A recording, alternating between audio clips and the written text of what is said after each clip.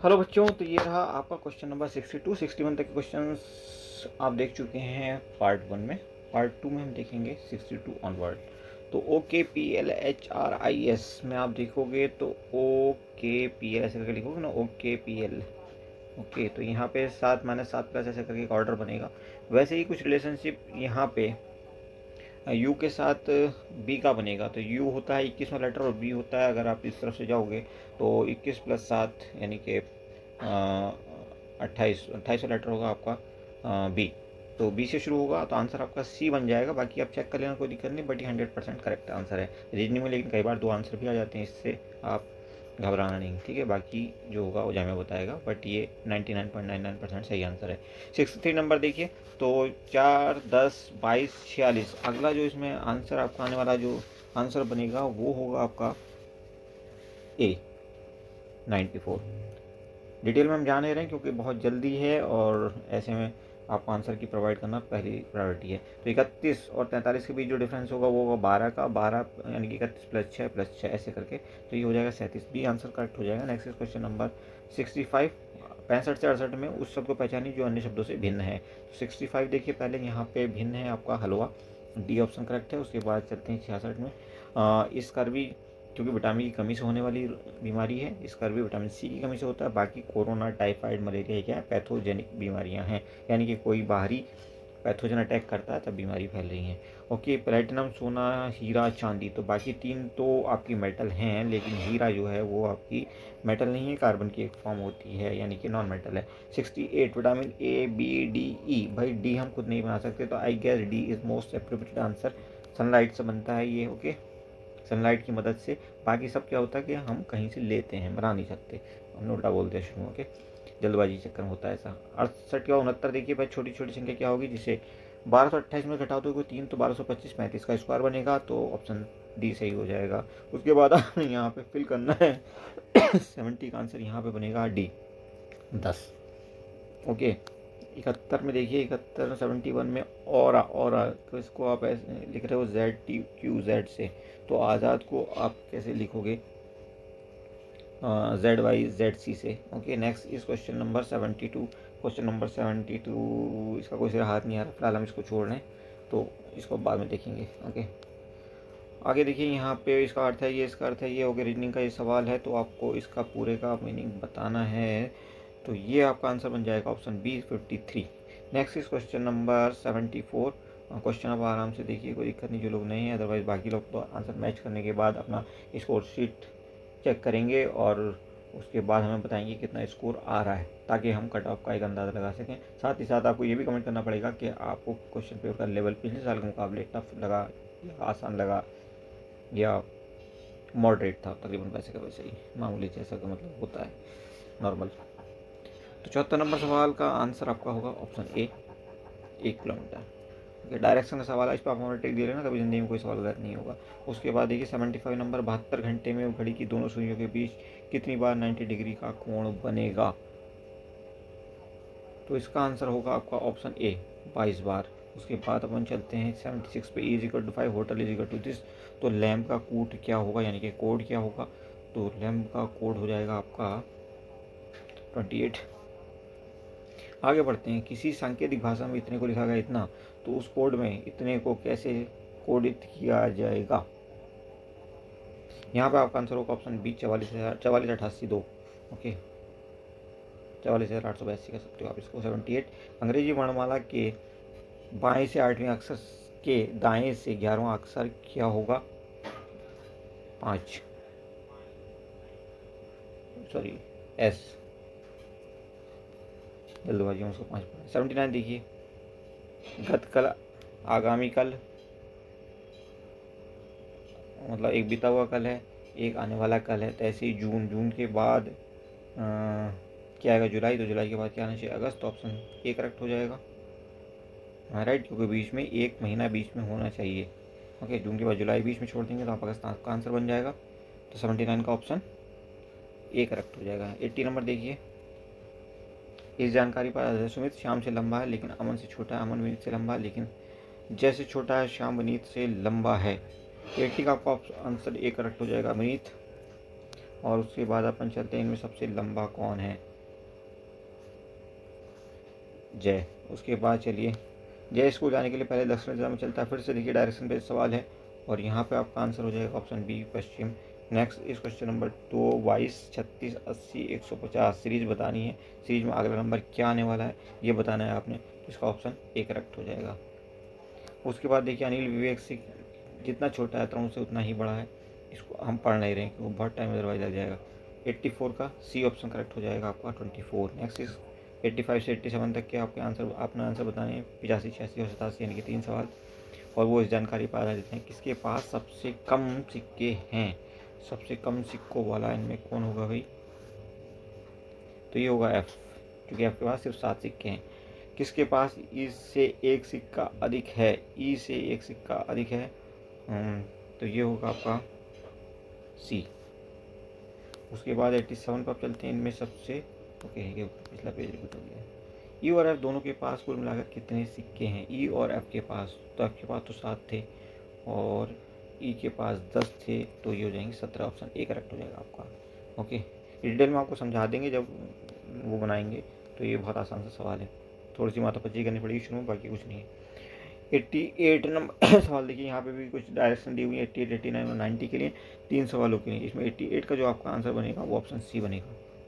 Okay, उसके बाद देखिए 89 का आंसर आपका बनेगा ए, और उसके बाद बनेगा 90 का आंसर ए। उसके बाद पानी शब्द का पर्यायवाची शब्द नहीं है पानी, तो नीर तो होता है, वारी भी होता है, नीरद बादल का होता है, दाज इसमें लगता है वो बादल होता है, तो ऑप्शन सी ही करेक्ट हो जाएगा। गगनचुंबी शब्द में कौन सा समान है, गगन जैसा ऊंचा, गगनचुंबी, गगन जैसा ऊंचा, तो गगन जैसा ऊंचा तत्पुरुष समास, ऑप्शन सी करेक्ट हो जाएगा। नेक्स्ट क्वेश्चन 93 में से सही विराम चिन्ह से लगा है क्या, तो ऑप्शन 20 का करेक्ट हो जाएगा।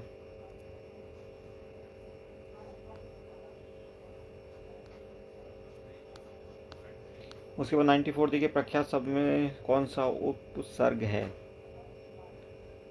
तो होगा प्रख, नहीं प्रा, ऑप्शन ए करेक्ट होगा। 95 जहाज जैसे कप्तान से संबंधित है वैसे ही अखबार किससे संबंधित है, जब जहाज को चलाता कौन है, कप्तान, तो अखबार को चला रहा होगा कौन, प्रकाशक चला रहा होगा, नहीं संपादक,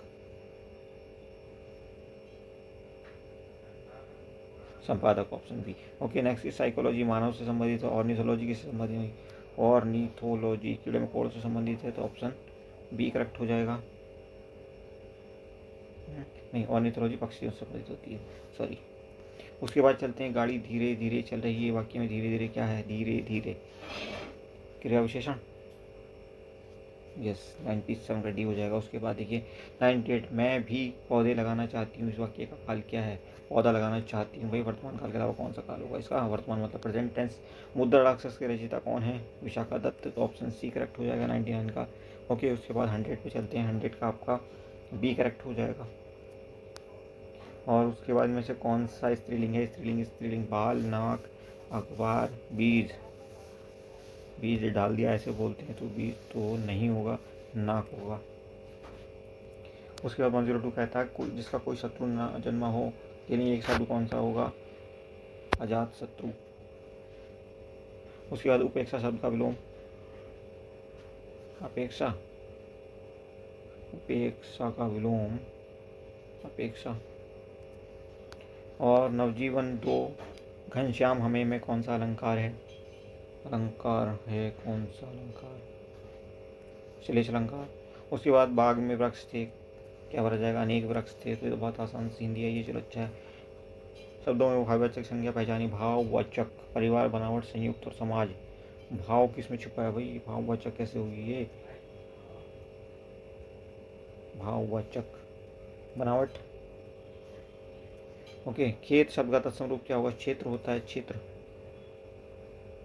क्षेत्र, तो ऑप्शन डी करेक्ट हो जाएगा 107 का डी। उसके बाद 108 पे चलते हैं। 108 पेड़ से पत्ते गिरते हैं, इस वाक्य में कौन सा कारक है, से गिरना, अलग होना मतलब उपादान। ओके, उसके बाद 109 में से कौन सा वाक्य अशुद्ध है, मुझे बहुत आनंद आया, अशुद्ध वाक्य बताना है, मुझे बहुत आनंद आया।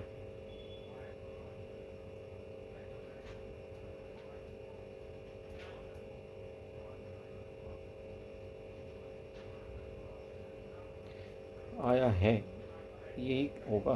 तो उसके बाद देखिए, कुत्ता एक वफादार जानवर है, अर्थ के आधार पर वाक्य क्या है?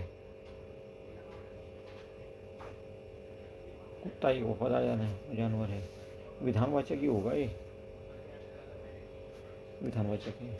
ठीक है जी। उसके बाद चलते हैं 111। यदि समकोण त्रिभुज के कर्ण की लंबाई 5 सेंटीमीटर, इसका क्षेत्रफल इतने, तो शेष भुजाओं की लंबाई याद कीजिए। तो आपको पता है इसका, आपको पता है इसका फॉर्मूला क्या होता है, 1/2 इंटू बेस इंटू हाइट।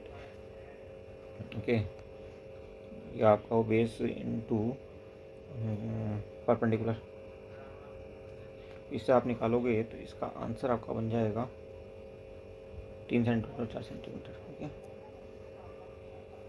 कर्ण की लंबाई 5 है, 3 और 4 ही होते हैं, इतना भी ये भी आप कर सकते हैं अगर आपको अच्छी प्रैक्टिस है तो। उसके बाद ये दिए हुए हैं बिंदु 3 काटिए तल में, तो ये किसके शेड से हैं भाई? समकोण त्रिभुज है, कौन सा त्रिभुज है, जिसका एरिया निकाल के पता चलेगा। ठीक है, सॉरी, एरिया निकाल लीजिए, इनकी आप दूरी निकाल कर ही अंदाज़ा लगेगा। तो 112 में आपका आंसर बन जाएगा बी फॉर बॉम्बे, समद्विबाहु त्रिभुज है। ठीक है, लंबाई निकाल के पता चल जाएगा। ABC है। ओके, ये ऐसा रिलेशनशिप दिया हुआ है, इनमें से सही क्या है? B for Bombay. ओके, उसके बाद चलते हैं 114 पे। पूर्णांक Q के लिए किस विषम पूर्णांक का रूप होता है? पूर्णांक Q के लिए प्रत्येक विषम पूर्णांक Q+1, 2Q+1। Okay, next is question number, समीकरण दिया हुआ है ये 15 में। समीकरण इतना और समीकरण इतना की जोड़ी का होगा, कितने हल होंगे भाई इन दोनों के? 1 हल, 2 हल, 3 हल या 4 हल? तो ये होंगे 2 हल इसके। ओके, उसके बाद हम x⁻³ के गुणनखंड क्या होंगे? तो गुणनखंड x गुणनखंड